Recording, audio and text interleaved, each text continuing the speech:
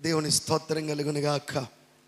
ఆయనను ప్రియులారా, మరి 7వ మాట బైబిల్ గ్రంథములు, మరి లూకా సువార్త 23వ అధ్యాయము 44,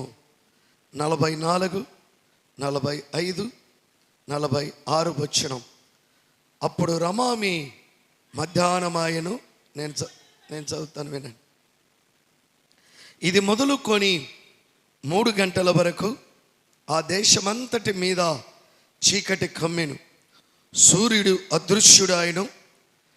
గర్భాలయపు తెర నడిమికి చినిగెను. అప్పుడు యేసు గొప్ప శబ్దముతో కేక వేసి, తండ్రి, నీ చేతికి నా ఆత్మను అప్పగించుచున్నానని ఆయనలాగు చెప్పి ప్రాణము విడిచెను. ప్రేమైన దేవుని బిడ్డలారా, ప్రభు పలికిన ఈ మాట నా జీవితంలో పుట్టినది మొదలుకొని, నా ఊహ తెలిసినది మొదలుకొని ఎన్ని పర్యాలు విన్నా, నేను శావలేక వచ్చి ఎన్ని పర్యాలు ఈ మాటను చెప్పినా నాకు కలిగినది ఏంటిదంటే దుఃఖము, వేదన, బాధ. ఎందుకో తెలుసా? మానవ జాతి కొరకు ప్రభువు ఒక మనుష్యునిగా ఈ భూమి మీదకి వచ్చి మనుష్యులను రక్షించాలని, మనుష్యులకు విమోచన ఇవ్వాలని, మనుష్యులను దీవించాలనేటువంటి ఆ సంకల్పములో దేవుడు చేసిన ఆ గొప్ప కార్యం వెనక ప్రియులారా, దేవుడు పలికిన మాట ఎంతో గొప్పది. దేవునికి స్తోత్రం కలుగునుగాక. ఏంటండి ఈ గొప్ప మాట పలికినప్పుడు ప్రియులారా, సృష్టిలో ఒక అద్భుతము జరిగింది. జాగ్రత్తగా వినండి. హల్లెలూయా. పిల్లల మామూలు లేనయ్యా, వినండి. ఇక్కడ చదవబడిన భాగములో మనం చూస్తే మధ్యాహ్నము ఇంచుమించు 3 గంటలకు సెలవు ఎన్ని గంటలకు వేశారు? సెలవు ఎన్ని గంటలకు వేశారు? 9 గంటలకు సెలవు వేశారు. గుర్తుపెట్టుకోవాలి. 6 గంటల నుండి 9 గంటల వరకు కపాలం అనబడిన స్థలం మీదికి యేసు ప్రభును తీసుకొచ్చారు. 9 గంటల నుండి 3 గంటల వరకు సెలవు మీద ఉన్నాడు. 9 గంటల నుండి 12 గంటల వరకు 3 మాటలు పలికాడు. మొదటి మాట, తండ్రి, వీరేమి చేయుచున్నారో వీరు ఎరగరు గనక వీరిని క్షమించు. అమ్మా, అందరు ఆడేమో వీడి వింత ఉన్నట్టుగా వింత చూస్తారు. సరేలే, ఆ పాపకి ఏదో చూస్తుంటే మీరందరూ అట్ట చూడాల్సిన పని ఏంటి? నా మాటలు మీరు దయతో వినాలని నా మనవి. ఈ మాటలు ముఖ్యమైనవి, వాళ్ళను వదిలేయండి. హల్లెలూయా. మీరు వినండి. ప్రియమైన దేవుని బిడ్డలారా, ఈ మాటలు నేను భారంగా చెప్తున్నాను. జాగ్రత్తగా 5 నిమిషాలు 7 నిమిషాల్లో ముగిస్తాను.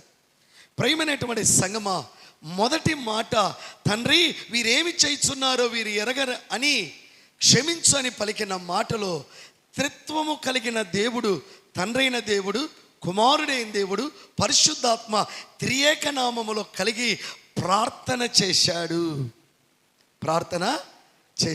ప్రార్థనతో ప్రారంభించి 7వ మాట ప్రార్థనతో తండ్రి అని పలికి ప్రార్థనతో ముగించాడు. నేను నాకు అప్పగించబడిన పనిని నమ్మకముగా ప్రజల కొరకు, లోకం కొరకు ఈ పాప మాలితను మనుషులలో తీసివేయాలని, తాగుబోతులను మార్చాలని, వ్యభిచారులను మార్చాలని, పాపముతో లోకములో అశాంతిలోకి వెళ్ళగలిగిన ప్రతి మానవుని రక్షించాలని, దేవా, నేను మనుషుల కొరకు ప్రాణము పెట్టాను అన్నాడు. మొదటి మాటలో ప్రియులారా 2 విషయాలు చెప్పాడు. మొదటిది, లోకానికి ప్రేమను చూపించాడు, లోకానికి మారు మనసును అనుగ్రహించాడు. మొదటి మాట. 2వ మాట, నేడు నీవు నాతో కూడా పరదేశంలో ఉందువు. ఇక్కడ కూడా తండ్రి విడిచిపెట్టలేదు. ప్రియమైన దేవుని బిడ్డారా, ఎప్పుడైతే ఆ మాటను పలికాడో, రెండవది రక్షణ కార్యం.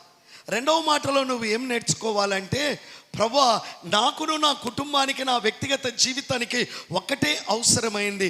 అదేంటిదంటే నా కుటుంబానికి నాకు రక్షణ దయచేయి. ఏం కావాలి? రక్షణ, పరలోక రాజ్యమును అనుగ్రహించని ప్రార్థన చేయాలి. మూడవది ఏంటిది? అమ్మా ఇదిగో నీ కుమారుడు, లేఖనాలు చెప్పారు, ఇదిగో నీ కుమారుడు, ఇదిగో నీ తల్లి అని చెప్పబడినట్లుగా మనం చూస్తున్నాం. యేసు ప్రభుకునేటువంటి లేఖనము. ఈసారి నేను ఈ మాట ఎవరికి ఇవ్వకుండా నేనే చెప్తాను. ఎందుకంటే దేవుని యొక్క సంకల్పము, దైవ నిర్ణయము, ఏ స్త్రీ గర్భములో దేవుడు జన్మించాలనేటువంటి కారణము, స్త్రీ చేసిన పాపానికి బలియాగమైన యేసు ప్రభు, అమ్మా ఇదిగో నీ కుమారుడు, నేను నీ కుమారుణ్ణి కాను, నేను పైనుండి వచ్చినటువంటి సజీవుడైనటువంటి కుమారుడిగా ఈ భూమి మీదకి వచ్చి, నా దేవుడు నిన్ను ఒక పాత్రగా, ఇదిగో ఒక స్త్రీ గర్భములో జన్మించడానికి, తల్లిగా నన్ను నీ గర్భములో ఉద్భవించడానికి, లేఖనము యొక్క నెరవేర్పును చేయటానికి నీ గర్భములో నేను పుట్టాను. అయితే నువ్వు నన్ను పెంచావు, నన్ను గొప్ప చేశావు. అయితే ఆ బాధ్యత నా ప్రియ కుమారుడైనటువంటి యోహానుకు అప్పగిస్తున్నాను. కారణం ఏంటిదంటే, ఇదిగో నీకును నాకును ఎడబాటు ఉన్నదమ్మా. నేను నా తండ్రి చిత్తాన్ని నెరవేర్చడానికి వచ్చిన నా ప్రియ కుమారుడైనటువంటి యేసును అనే విషయాన్ని తల్లికి, లోకానికి జ్ఞాపకం చేశాడు. దేవుని స్తోత్రం కలుగునుగాక. 4, నా దేవా, నా దేవా నన్నెందుకు చెయ్యి విడిచారు. ఇంతవరకు సెలవులో తండ్రి కుమారుడు కలిసి ఉన్నారు. 4వ మాటకు తండ్రి కుమారుని ఏం చేశారు? వదిలేశాడు. 5వ మాట, నేను దప్పికొనుచున్నాను. తండ్రి వదిలేసినప్పుడు కుమారుడికి 3 దుఃఖాలు కలిగాయి. ఒకటి వచ్చేసి, తండ్రి నువ్వు నన్ను ఎందుకు విడిచిపెట్టావు? తండ్రి నువ్వు విడవటం వల్ల నాకు దప్పిక కలిగినది, ఈ దప్పిక తీర్చలేనిది. ఇదిగోనైనా లోకానికి దప్పికను ఇవ్వగలిగిన భాగ్యమును నేను ఇచ్చాను అన్నాడు. అర్థమైందా? 5. 6 ఏం చేశాడు? సమాప్తమైనది, ఇట్ ఈస్ ఫినిష్డ్. నేను సమస్తమును అన్ని ముగించాను, ఏది కొరత చేయలేదు, ఏది కొదవా ఉంచలేదు. మానవ జాతి కొరకు ఏం చేయాలనో అంత నేను ముగించాను. 3 మాటలకు తండ్రి దూరంగా ఉన్నాడు. 7వ మాటకు తండ్రి అని గట్టిగా కేక వేసి, ఇదిగో నీ చేతికి నా ఆత్మను అప్పగిస్తున్నాను అనగానే, ప్రపంచములో ప్రియారా, లోకములో ప్రియారా 3 కలిగాయి. ఏంటిది? సూర్యుడు అదృశ్యమాయను, గర్భముల తెర నడిమికి చినిగిపోయేను. దేవునికి స్తోత్రం కలుగునుగాక. ఏం కలిగింది? సూర్యుడు అదృశ్యమాయను. మత్తయి సువార్త ఈ మాట చదవాలి. 27వ అధ్యాయము 50-51 వచనం నేనే చదువుతున్నాను, జాగ్రత్తగా వినండి. యేసు మరలా బిగ్గరగా కేక వేసి ప్రాణము విడిచెను. అప్పుడు దేవాలయపు తెర పైనుండి క్రిందికి 2గా చినిగెను, భూమి వణికెను, బండలు బద్దలాయెను, సమాధులు తెరవబడెను.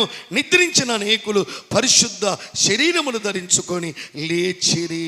వారు సమాధుల నుండి బయటకు వచ్చి ఆయన లేచిన తర్వాత పరిశుద్ధ పట్టణములో ప్రవేశించి అనేకులకు అగపడిరి. దేవుని స్తోత్రం కలుగునుగాక.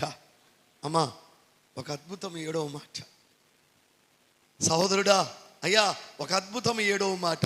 తండ్రి నీ చేతికి నా ఆత్మను అప్పగిస్తున్నాను అనగానే ప్రకృతి 5 ఉన్నటువంటి ప్రకృతి ప్రియులారా, ఇదిగో గాలి, నీరు, అగ్ని, భూమి, ఆకాశము, ప్రకృతిలో ఉన్నటువంటి అన్ని పంచభూతములు పెకలించబడ్డాయి. దేవునికి స్తోత్రం కలుగునుగాక. ఏమైపోయాయి? పంచభూతములు పెకలించబడాయి. సూర్యుడు అదృశ్యమయ్యను అంటే ఈ 3-4 మాటలు ప్రియులారా, ఇంచుమించు 12 గంటల నుంచి వేదన పడుతూ సెలవులో ప్రభువు పలికిన చివరి మాటను మనం చూస్తున్నాం. 3 గంటల వ్యవధిలో నా దేవా నన్ను ఎందుకు చేయి విడిచితివి, నేను దప్పికొనుచున్నాను, సమాప్తమైనది, ఇదిగో తండ్రి నీ చేతికి నా ఆత్మను అప్పగిస్తున్నాను. ఈ 4 మాటలు 3 గంటల లోపే పలికాడు. అమ్మ నిద్రపోవద్దమ్మా. యేసు ప్రభు నీ కొరకు పలికిన మాట, చివరి మాట ఏంటిదంటే, తండ్రి నీ చేతికి అప్పగిస్తున్నాను. అంటే ఎప్పుడైతే ఈ మాట పలికాడో ప్రియులారా, యెరూషలేం దేవాలయం ఉంది కదా, ఆ యెరూషలేం యొక్క దేవాలయములో దేవుని యొక్క సన్నిధిలో ప్రియులారా ఏం కలిగిందంటే, అక్కడ ఇదిగో 4 అంగుళములతో కలిగిన ఆ మందస్సము కలిగిన 2 జతలతో జతపడపరిచినటువంటి ఒక పెద్ద తెర. ఈ తెర 4 అంగుళాలు ఎంత ఉందంటే ప్రియులారా 30 అంగుళాల వెడల్పుతూ ఉంది. దేవాలయం యొక్క గొప్పతనాన్ని మీకు చెప్తున్నాను. 70 అడుగుల పొడవు ఏంటండి, 30 అడుగుల వెడల్పు, 30 ఆ మూరల ఎత్తు కలిగిన దేవాలయము. ఏంటండి, అంత పొడవైనటువంటి దేవాలయం యొక్క తెర నడిమికి చినిగిపోయింది. అందరు ఇప్పుడు నేను వెనక్కి తిరిగి చూస్తున్నా కదా, మీరు ఈ వైపున చూడండి, మీకు కనపడుతున్నది ఆల్టర్. ఇక్కడ ఒక దేవాలయం యొక్క తెర ఉంది.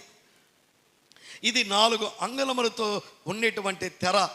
అంటే ఒక బట్టను ఇంకో బట్టను జాయింట్ చేసి బాగా భద్రంగా చేయబడిన తెర. ఈ తెర పరిశుద్ధ స్థలము దగ్గర ఉంది.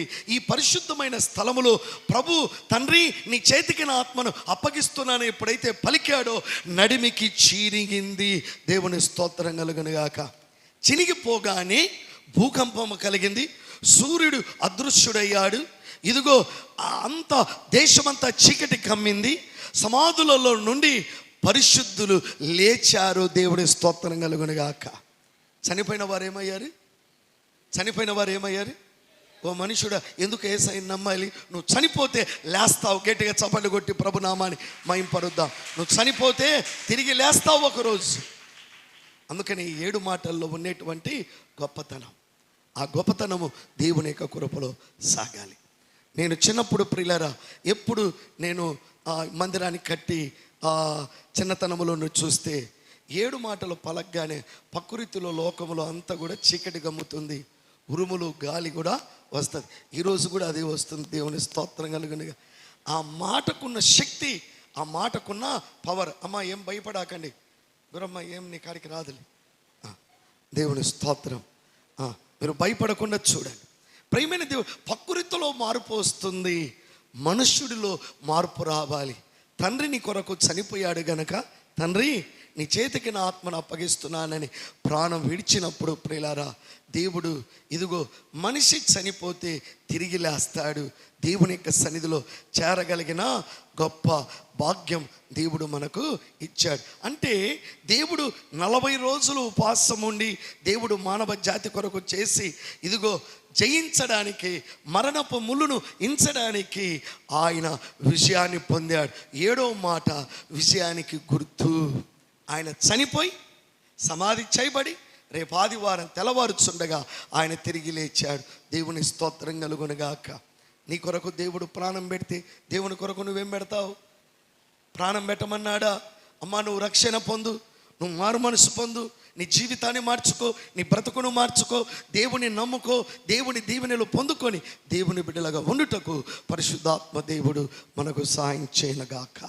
ఆమేన్. దేవుడు ఈ మాటలు తన వెనికిల్లో దీవించునుగాక. ఆమేన్.